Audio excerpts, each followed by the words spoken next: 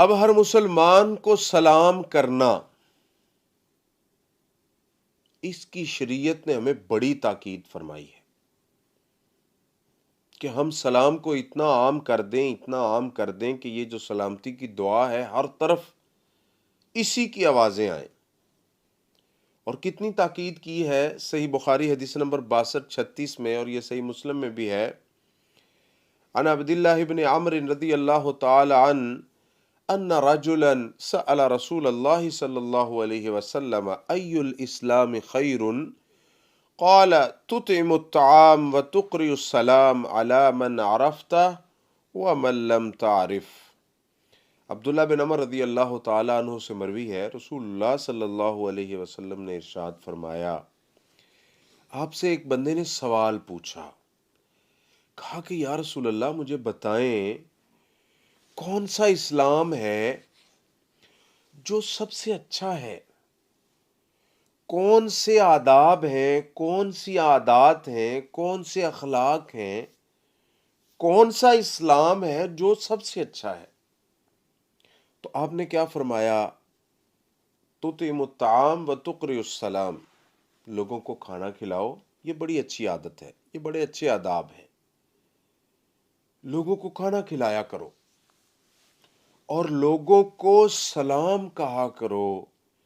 جس کو تم جانتے ہو اس کو بھی اور جس کو نہیں جانتے اس کو بھی، کیونکہ ہمارا رواج بن چکا ہے کہ ہم جس کو جانتے ہیں اس کو بڑے اچھے طریقے سے سلام بھی کہیں گے، اس کو ملیں گے بھی، اس کی خدمت بھی کریں گے، سب کچھ ہوگا،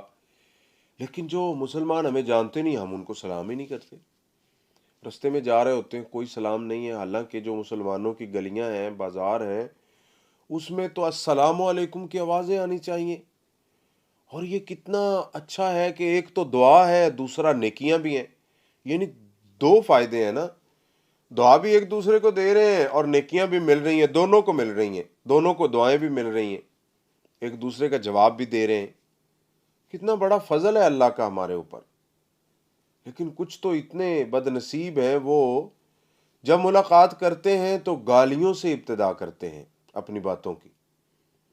اگر وہ فون کرتے ہیں تو پھر بھی ان کی بری باتوں سے ابتدا ہوتی ہے، لیکن جو مسلمان ہوتے ہیں وہ دعائیہ کلمات سے اپنی کلام کی ابتدا کرتے ہیں، ملاقات کی ابتدا السلام علیکم سے ہوتی ہے، اور یہی شریعت نے ہمیں بتایا ہے۔ تو آپ نے فرمایا جن کو جانتے ان کو بھی سلام کہو، جن کو نہیں جانتے ان کو بھی سلام کہو، شرط ہے کہ وہ مسلمان ہوں۔ ہاں، ان کے لیے یہ مسئلہ ہے جو ایسے ممالک میں ہے کہ پتہ نہیں ہے مسلم ہے یا غیر مسلم ہے، تو پھر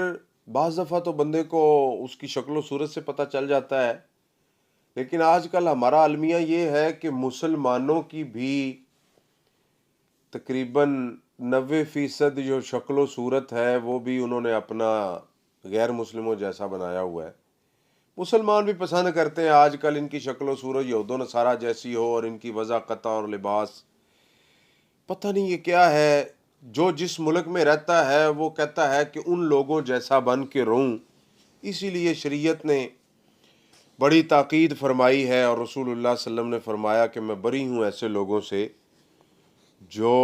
دارالکفر میں رہائش پذیر ہیں، اور یہ بڑے فتنے ہیں، اللہ تعالیٰ ہمیں ان سے بچائے اور نکال لے۔ کوشش کرنی چاہیے ہمیں۔ تو آپ نے فرمایا کہ تم کسی کو جانتے ہو اس کو بھی سلام کہو، نہیں جانتے اس کو بھی سلام کہو، ہر حال میں اس کو عام کرو۔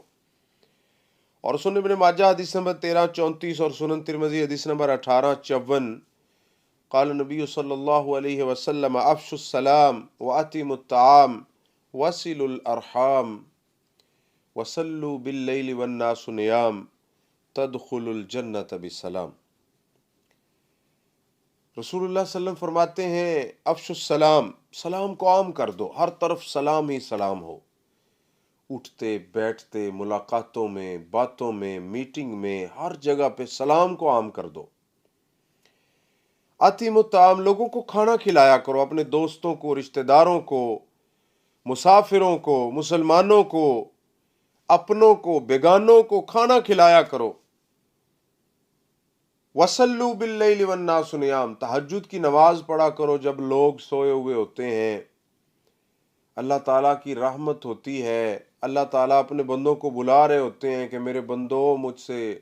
رزق مانگو، شفا مانگو، کچھ بھی تمہیں چاہیے مجھ سے سوال کرو،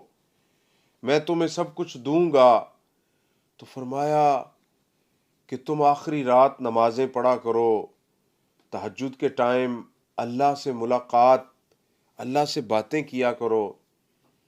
اور قرآن میں اللہ تعالیٰ نے مومنین کی یہ ایک صفت بھی بیان فرمائی ہے، تتجافی جنوبہم عن المضاجع یدعون ربہم خوفا وطمعا، کہ ان کے پہلو بستروں سے الگ ہو جاتے ہیں، وہ اپنے اللہ سے ہم کلام ہوتے ہیں، نماز پڑھتے ہیں۔ تو یہ چیزیں بڑی اہم ہیں ہمارے لیے۔ دیکھیں اس حدیث کے الفاظ پہ غور کریں، فرمایا سلام کو عام کرو، لوگوں کو کھانا کھلاؤ، اور رات کو جب لوگ سوئے ہوئے ہوتے ہیں تو تم نماز پڑھو، تدخل الجنت بسلام، تم جنت میں داخل ہو جاؤ گے۔ اللہ تعالیٰ جنت میں داخل کر دیتے ہیں ان تین کاموں سے۔ تو کتنے آسان ہے، اس میں کوئی مشکل تو نہیں ہے، یہ بہت آسان کام ہے۔